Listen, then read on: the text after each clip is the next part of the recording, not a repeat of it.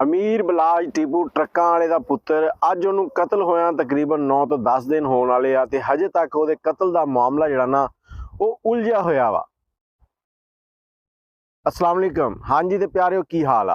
उम्मीद है तुसी ठीक होने ते मैं भी ठीक हाँ। अज तुहाडे नाल गल करांगे कि एहसन खान नूं पुलिस ने किस तरह पकड़िया।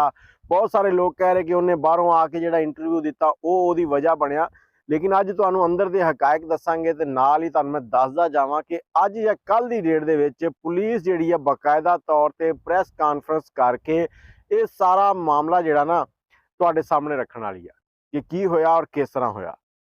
इस तो पहले तुसीं साडे चैनल नूं सबसक्राइब कर लो, बैल दा आइकन दबा लो ताकि साडियां सारियां वीडियो तुहानूं मिलदियां रहण ते अपनी राय जिहड़ी ओह कमेंट 'च जरूर दस्सिया करो।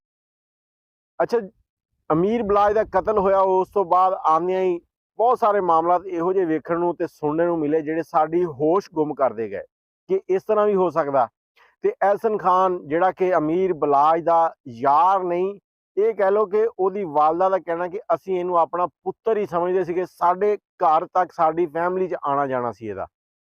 ਅੱਛਾ, ਹੋਇਆ ਕੀ ਆ ਜਦੋਂ ਅਮੀਰ ਬਲਾਜ ਦੇ ਕਤਲ ਦਾ ਪਰਚਾ ਦਰਜ ਹੋਇਆ, ਉਹਦੇ ਵਿੱਚ ਤੀਫੀ ਤੇ ਗੋਗੀ ਬੱਟ ਜਿਹੜੇ ਆ ਨਾ ਉਹ ਬਕਾਇਦਾ ਤੌਰ ਤੇ ਨਾਮਜ਼ਦ ਕੀਤੇ ਗਏ।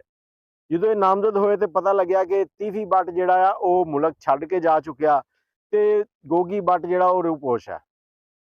ਫਿਰ ਪੁਲਿਸ ਨੇ ਇਹਨਾਂ ਦੇ ਜਿਹੜੇ ਨਾ ਮੁਲਾਜ਼ਮ ਆ ਉਹ ਚੱਕਣੇ ਸ਼ੁਰੂ ਕਰ ਦਿੱਤੇ, ਕਿਉਂਕਿ ਜਦੋਂ ਕੋਈ ਮਾਮਲਾ ਇਸ ਤਰ੍ਹਾਂ ਦੇ ਹੁੰਦੇ ਆ ਤੇ ਮੁਲਾਜ਼ਮੀਨ ਦੀ ਨਜ਼ਰ ਚੋਂ ਬਹੁਤ ਸਾਰੇ ਲੋਕ ਐਸੇ ਗੁਜ਼ਰੇ ਹੁੰਦੇ ਜਿਹੜੇ ਕਿ ਇਸ ਮਾਮਲੇ ਦੇ ਵਿੱਚ ਸ਼ਾਮਲ ਹੁੰਦੇ ਆ।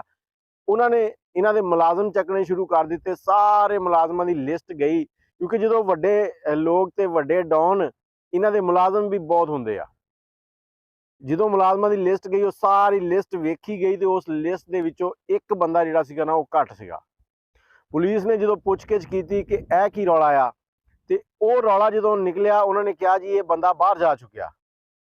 ਪੁਲਿਸ ਪਰੇਸ਼ਾਨ ਆ ਕਿ ਇੱਕ ਬੰਦਾ ਜਿਹੜਾ ਕਿ ਤੀਫੀ ਬੱਟ ਦਾ ਬਾਵਰਚੀ ਸੀਗਾ, ਕੁੱਕ ਸੀਗਾ, ਖਾਣਾ ਪਕਾਉਣ ਵਾਲਾ ਔਰ ਉਹਦੇ ਇਤਮਾਦ ਦਾ ਬੰਦਾ ਸੀਗਾ, ਉਹ ਬੰਦਾ ਗਾਇਬ ਆ ਔਰ ਉਹਦਾ ਬਾਹਰ ਜਾਣ ਦਾ ਕੀ ਤੁਕ ਬਣਦਾ ਇੱਕ ਮੁਲਾਜ਼ਮ ਦਾ।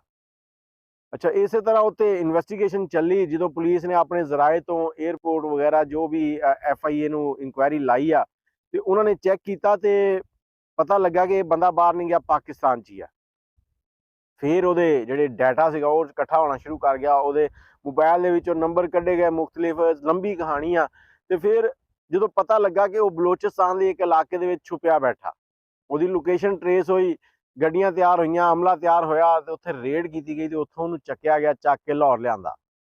ਲਾਹੌਰ ਲਿਆ ਕੇ ਜਦੋਂ ਉਹਦੇ ਕੋਲੋਂ ਪੁੱਛਗਿੱਛ ਤਫਤੀਸ਼ ਸ਼ੁਰੂ ਹੋਈ ਤੇ ਉਹਨੇ ਕਿਹਾ ਜੀ ਮੈਨੂੰ ਕਿਸੇ ਦਾ ਨਾਂ ਨਹੀਂ ਪਤਾ, ਹਾਂ ਮੈਂ ਸ਼ਕਲ ਸਾਹਮਣੇ ਆਏਗੀ ਤੇ ਪਛਾਣ ਸਕਦਾ ਕਿ ਅਮੀਰ ਬਲਾਜ ਤੇ ਅਮੀਰ ਮਸਹਬ ਜਿਹੜਾ ਨਾ ਉਹਨਾਂ ਦੇ ਜਿਹੜੇ ਦੋਸਤ ਆ ਨਾ ਉਹਨਾਂ ਦੇ ਵਿੱਚੋਂ ਕਿਹੜਾ ਬੰਦਾ ਆਉਂਦਾ ਸੀ।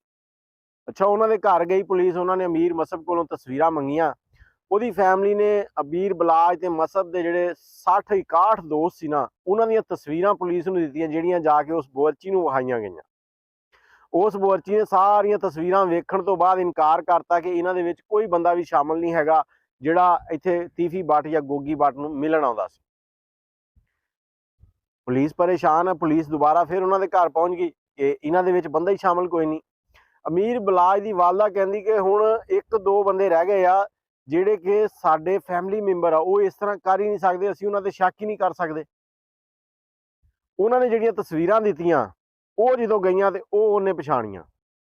ਉਹਦੇ ਸਾਹਮਣੇ ਜਦੋਂ ਐਹਸਨ ਸ਼ਾਹ ਦੀ ਫੋਟੋ ਆਈ ਆ ਉਹਨੇ ਫੌਰਨ ਕਿਹਾ ਕਿ ਇਹ ਬੰਦਾ ਇੱਥੇ ਆਉਂਦਾ ਰਿਹਾ, ਕਿਉਂਕਿ ਬਾਵਰਚੀ ਚਾਹ ਸ਼ਾਹ ਦੇਣ ਜਾਂਦੇ ਨਾ, ਚਾਹ ਪਾਣੀ, ਤੇ ਉਹ ਸ਼ਕਲਾਂ ਵੇਖਦੇ ਆ, ਯਾਦ ਰਹਿ ਜਾਂਦੀਆਂ ਸ਼ਕਲਾਂ।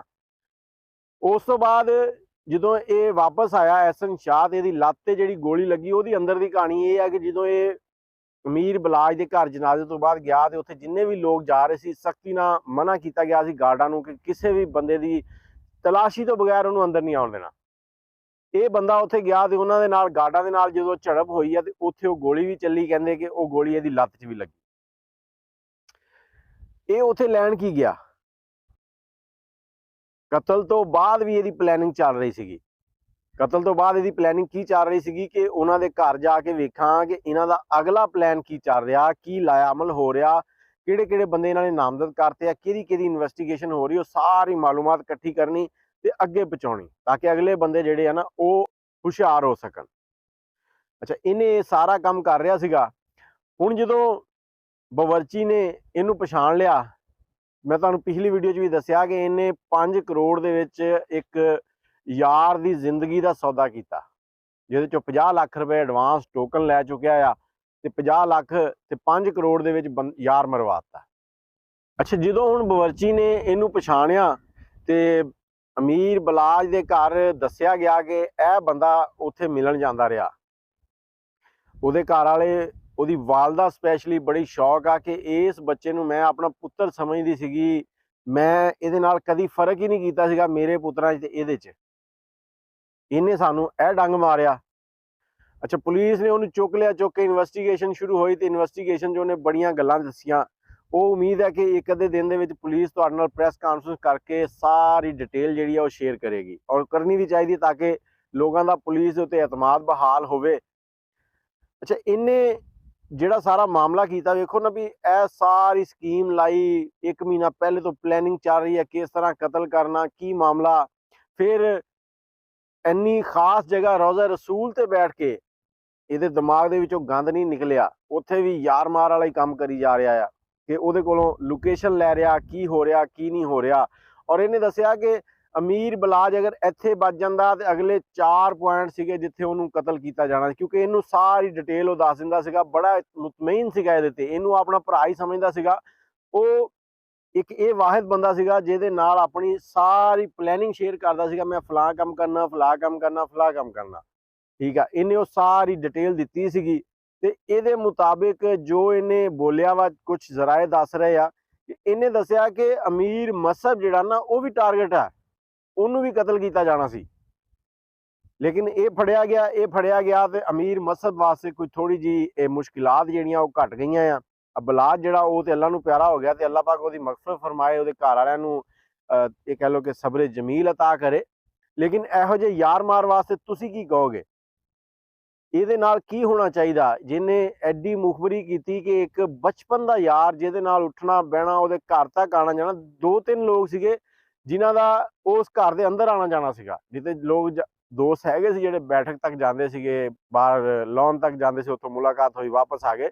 ਲੇਕਿਨ ਇਹ ਬੰਦਾ ਘਰ ਦੇ ਵਿੱਚ ਬਹਿ ਕੇ ਉਹਨਾਂ ਦੇ ਨਾਲ ਰੋਟੀਆਂ ਖਾਣੀਆਂ, ਖਾਣੇ ਖਾਣੇ, ਕਿਤੇ ਵੀ ਜਾਣਾ ਆਣਾ, ਸਾਰੇ ਪਲਾਨ ਇਹਦੇ ਨਾਲ।